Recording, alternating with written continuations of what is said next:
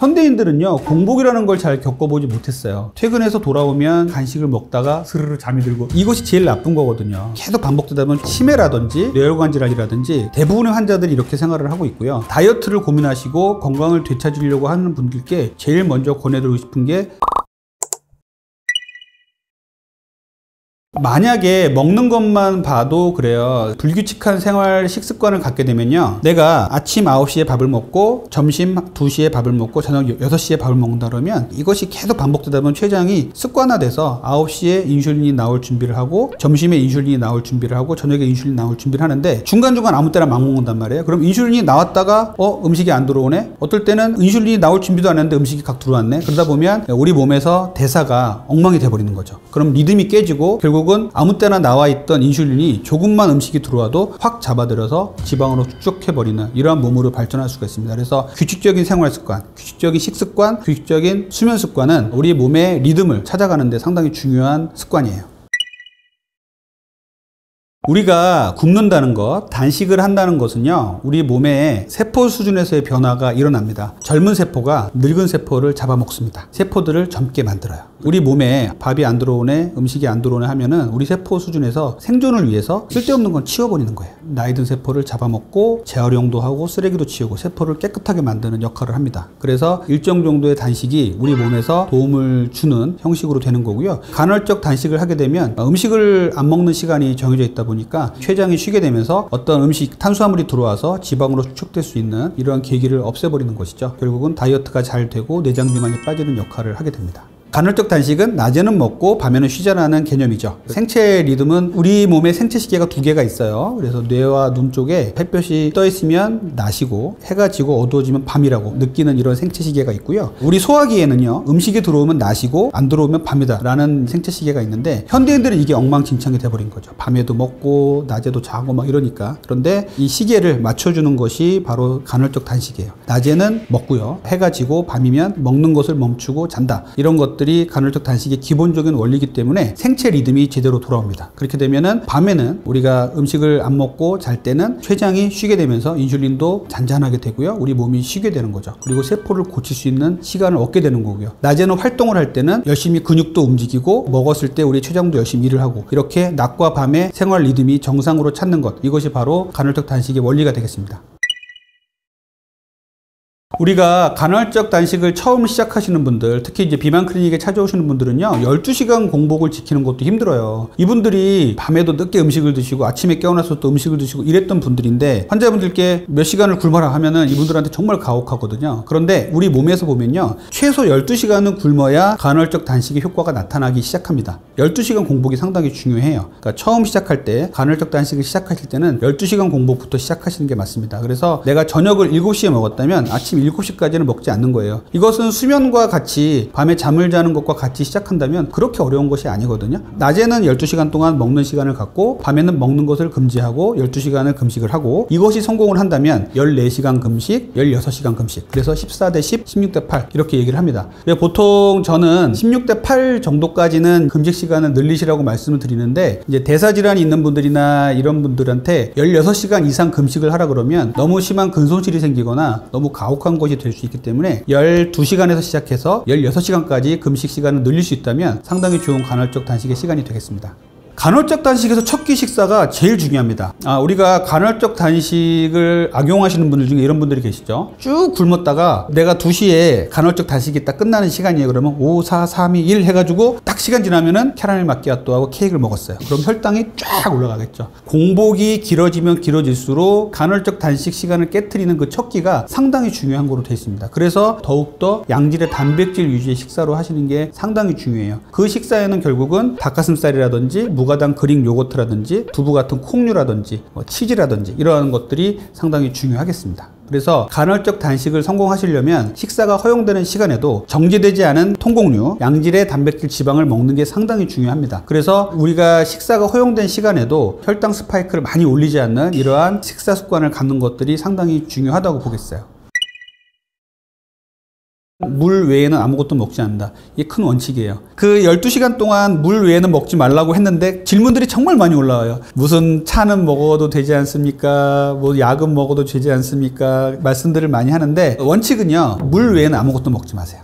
이게 원칙이고요. 부득이하게 약을 먹거나 공복에 먹어도 되는 약이라면 공복 시간에 먹어도 되겠죠. 그리고 좀 범위를 넓히자면 뭐 당분이 없는, 카페인이 없는 허브티 정도는 먹어도 된다라고 얘기를 하고 있습니다만 하나하나 허용을 하다 보면 점점 더 넓어지기 때문에 물 외에는 먹지 않는다. 이 원칙만 딱 기억하고 있으면 편하십니다. 우리 몸이 간헐적 단식으로 충분히 규칙적으로 리듬을 찾고 있는데 하루 망가졌다 그래서 몸이 망가지지 않습니다. 제가 그렇게 해서 간헐적 단식을 망쳤다고 말씀하시는 분들께 드리는 말씀이 있어요. 그거는 실패가 아니고 실수일 뿐입니다. 빨리 정상 궤도로 돌아오시면 됩니다 라고 말씀을 드리거든요. 하루 망가졌다고 나 간헐적 단식 하다가 하루 깨졌으니까 포기할래, 간헐적 단식 안 할래, 이것이 아니라 하루 실수한 것들은 빨리 제자리를 찾아서 돌아오시면 됩니다. 현대인들은요 공복이라는 걸 잘 겪어보지 못했어요. 계속 먹거든요. 저도 예전에 살이 쪘을 때 유일한 낙이 퇴근해서 돌아오면 TV 보면서 간식을 먹다가 스르르 잠이 들고 이런 생활들을 되게 많이 했었는데 이것이 제일 나쁜 거거든요. 그래서 간헐적 단식에 있어서는 그거를 끊어내는 것이 12시간 물 외에는 먹지 말아라고 딱 규정을 해가지고 그거를 지키는 것이 처음에는 상당히 힘들 것 같아요. 그래서 그것만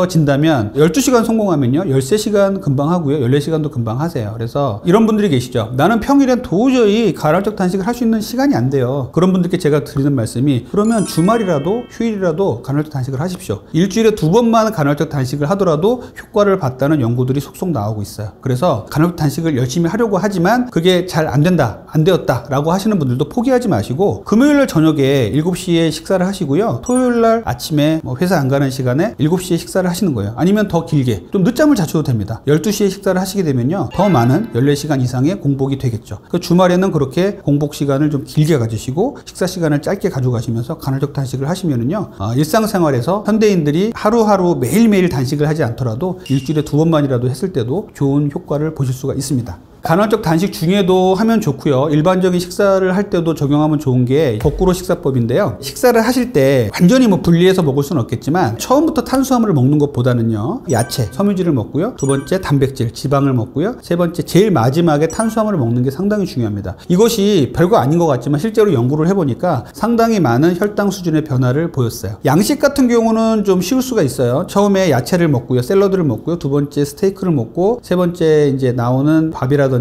감자 같은 걸 먹는다라고 생각하시면 되겠죠. 그런데 한식에서 그러면은 처음에는 반찬만 먹고 나중에 밥만 먹으란 말이야 이런 말씀을 하시는데 너무 극단적으로 생각하지 마시고 처음에는 야채라든지 이런 것들 위주로 짜지 않은 나물 위에 반찬을 먹고요. 두 번째로는 고기라든지 음식을 먹으면서 밥을 조금씩 먹으면 되겠죠. 그리고 마지막에 탄수화물을 주로 먹는다 이렇게 생각해 주시면 되겠습니다.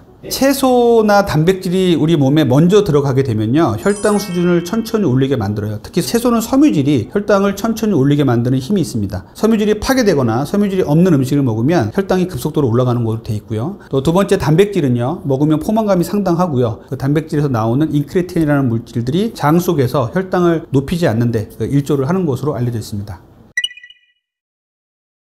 제가 처음에 간헐적 단식이 세포 수준에서 상당히 많이 도움이 된다고 했죠. 그래서 세포가 음식이 안 들어가고 공복 시간이 길어지면 젊은 세포가 늙은 세포를 잡아먹고요. 세포 안에 있는 나쁜 불순물들을 자꾸 재활용하고 청소를 합니다. 그럼 세포가 깨끗해지게 돼요. 그래서 여기서 우리가 치매라든지 각종 뇌혈관 질환이라든지 성인병 같은 것들이 많이 예방이 됩니다. 그래서 간헐적 단식은 다이어트 말고도 여러 가지 대사질환 그리고 퇴행성 질환, 치매라든지 파킨슨병이라든지 이런 분들한테도 적용해 볼 수 있는 좋은 방법이 될 수 있어요. 그래서 세포가 좋아지다 보니까 피부도 좋아지세요. 피부 노화 방지에도 상당히 좋고 피부 색도 좋아지고 피부 톤도 좋아지는 그런 효과가 있는데 저보고 피부가 좋다고 하시는 분들이 많이 계신데 저도 간헐적 단식을 잘 해서 피부가 좋아진 것 같습니다. 간헐적 단식을 저희 환자분들한테 적용을 해서 효과를 많이 보고 있어요. 실제로는 정체기가 너무 오래 가서 정말 살이 안 빠지던 환자분들의 하루의 생활을 점검하면서 식생활이 너무 불규칙하셔가지고 이제 12대 12부터 16대 8까지 간헐적 단식을 적용을 했을 때 환자분들이 정체기를 깨트리고 살이 빠지는 경우도 많이 봤고요. 또 이제 당뇨 전 단계 환자, 비만하는 환자들이 당뇨 환자분들은요 간헐적 단식을 하실 때 좀 주의는 하셔야 돼요. 왜냐하면 당뇨 약을 드시고 계신데 간헐적 단식을 무리하게 하시다 보면요 저혈당이 오는 경우 경우가 있습니다. 공복 시간이 길어지니까 그런 것이죠. 그래서 당뇨 있는 분들한테는 간헐적 단식을 무리하게 하란 말씀은 저는 안 해요. 하면은 한 12대 12 정도 하시라고 말씀을 드리고, 저혈당에 빠질 수 있는 환자분들은 반드시 주치의 선생님들과 상의를 해서 간헐적 단식을 하셔야 되고, 당뇨 전 단계라든지 당뇨에 가족력이 있는 분들은 간헐적 단식을 통해서 살이 빠지면서 당뇨 전 단계가 정상으로 돌아오는 경우도 많이 봤습니다. 그래서 간헐적 단식은 진료 상황에서도 많이 적용해 볼 수 있는 좋은 방법이라고 생각합니다.